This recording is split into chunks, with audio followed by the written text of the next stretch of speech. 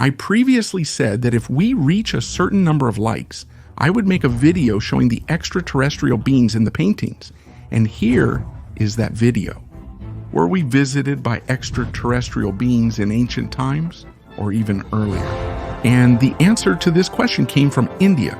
The rock paintings found in the Kerala region of India, which are believed to be 10,000 years old, could have been the first evidence of beings from outer space.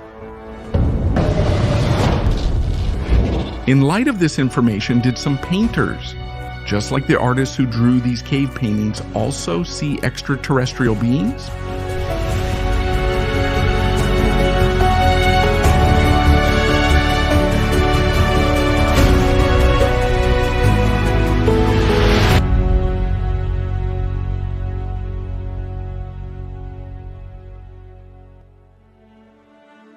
Most of the Sanskrit epics written during the time of the Mayans 2,000 years ago mention the existence of legendary flying machines called Vimanas. Later on, people claim to have seen UFOs in a way similar to what the Vimanas described.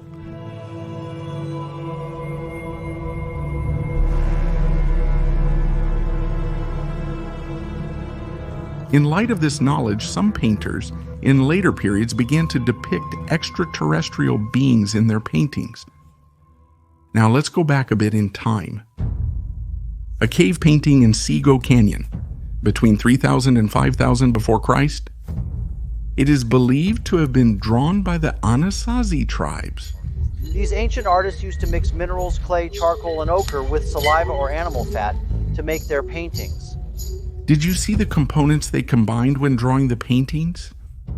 Art has had a place since then, and even before that.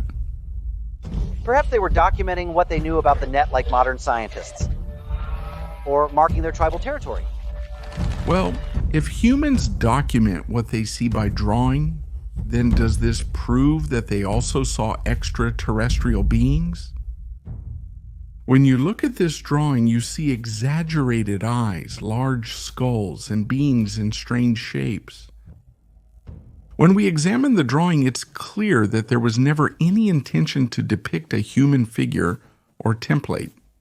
It is specifically noted that they have large eyes and something resembling antenna-like ears or headgear similar to helmets. There are strange technology-like drawings that we are not normally used to seeing in cave paintings. Could extraterrestrial beings really have visited these tribes in this ancient period before Christ? We are in the 11th century. A fresco, that is, a mural depicting the crucifixion of Jesus Christ.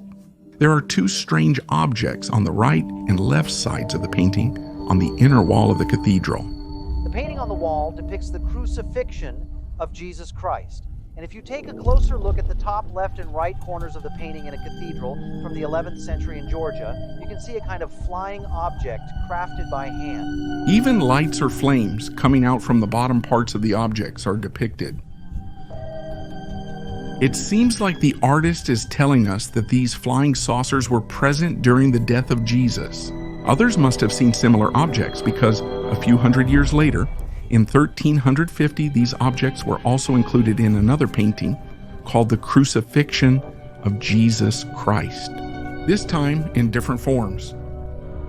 The Visoki Monastery, where the painting is located, is situated in the western part of the Kosovo province of Serbia. It was built between 1327 and 1335 by King Stefan of Decani, and according to them, it was dedicated to the Ascension of the Lord.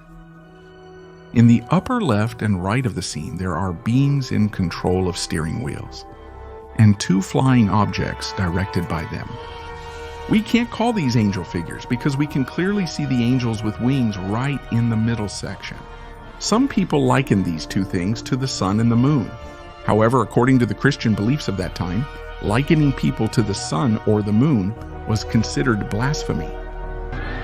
Were these beings?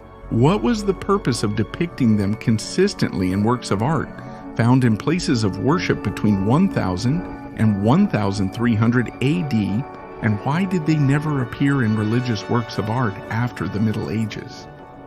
Do you think the early artists and and the Orthodox Church were aware of some truths about ancient aliens that are hidden from us today?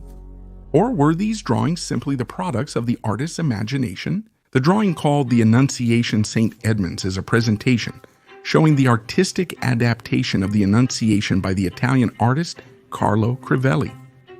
Right below, the words "Church" and "Freedom" are written. Right above in the clouds, as you first noticed, there are circular shapes and a beam of light. From this image, which looks like a dimension opening from the clouds to the earth, we can infer that a god or extraterrestrial beings are communicating with someone who appears to be praying while looking at a book. Although this is obviously considered as communicating with God, there are also those who associate it with extraterrestrial beings. Here is perhaps one of the paintings that depicts these beings most clearly. The painting called The Baptism of the Messiah. In this painting created by the Gather, it shows the scene from the Bible where Yahya baptizes Isa in the Jordan River. However, this scene is particularly interesting because of the glowing light and the flying disc above the scene. Considering that the Gather was one of the prominent artists of his time, this work was intended to be taken seriously, and it was suggested that Isa was an extraterrestrial being or that he communicated with them. However, the Messiah Isa, whom they called Jesus, was nothing more than a human being with the qualities of a prophet who received commands only from Allah, the Creator.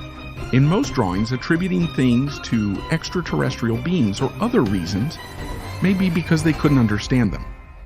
And now we've come to one of Leonardo's famous paintings, the painting called John the Baptist, which was completed in 1516. His thumb is up, he's wearing a fur-like garment, and there's the cross, the symbol of Christianity. But this painting may not be as innocent as you think. In my previous videos, I mentioned that Da Vinci loved codes and used the mirroring technique to hide them. He even used to write his text backwards. If we apply this method to this painting, we can see a figure appearing right in the center. This shape is very similar to the unidentified flying object forms used today. Slanted eyes, a large skull, and a small mouth. If you pay attention, you can see that this figure was added here very deliberately and meticulously. You can tell by how the nose, mouth, and features like the lake are placed in harmony, and when completed, they form a clear figure. In fact, if we remove the person from the painting, it will become even clearer to your eyes. Even though this may seem strange, it's a fact. On April 14, 1561, the people of Nuremberg, Germany, were shocked by what they saw in the streets, because there are flying objects in the sky gathered in a cylindrical formation. And soon after, they start to fight.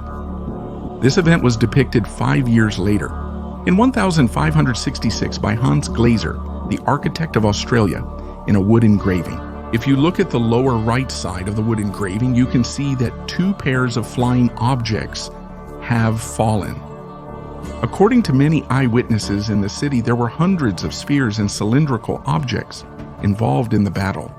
This battle was followed by the appearance of a large black triangular object descending outside the city.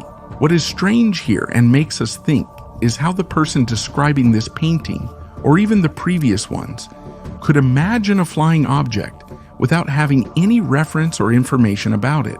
Was it possible to depict something that had not yet been created or formed in a way that was very close to its real counterpart? Of course not. And this idea shows that what is being described here could actually be real. Just like these hieroglyphs carved on stones in ancient Egypt, which incredibly foretold today's technology centuries before it existed. These carvings are also completely real, just like the Australian architect drawing what he saw. And the final picture, the name of this painting is Mary and Saint Giovannino. It's a painting from the 15th century. The painting hanging in Palazzo Vecchio is part of the Loser collection.